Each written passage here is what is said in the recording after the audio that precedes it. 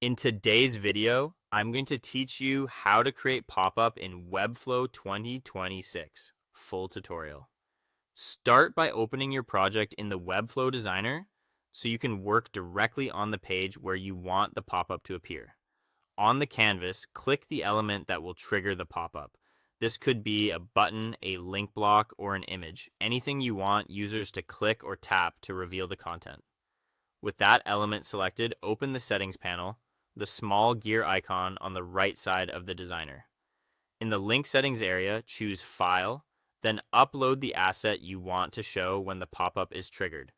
This could be an image, a PDF, or any file you want to present. Using clear file names and optimized sizes will help your site load quickly and keep things organized. If the asset is large, consider compressing it first for a smoother experience.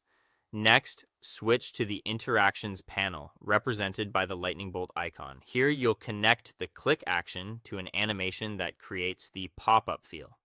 Add an element trigger, then choose Mouse Click, Tap.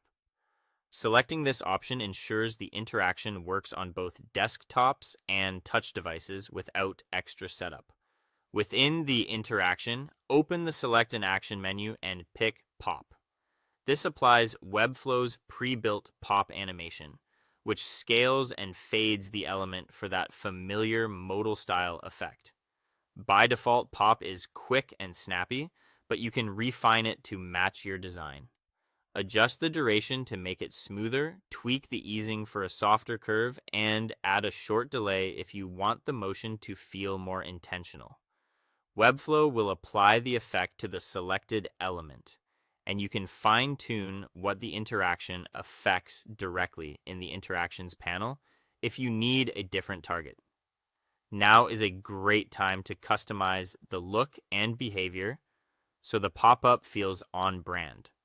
Update typography, spacing, color, shadows, or borders to make it stand out without overwhelming the page. Keep readability in mind with sufficient contrast and comfortable padding. Preview your work using the preview mode and click the trigger to test the animation. If it feels too abrupt, extend the timing slightly or soften the easing. If it feels too subtle, increase the scale in the pop effect just a touch for a clearer visual cue.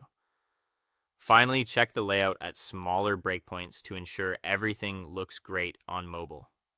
That's it. Your trigger, file attachment, and pop animation are now connected.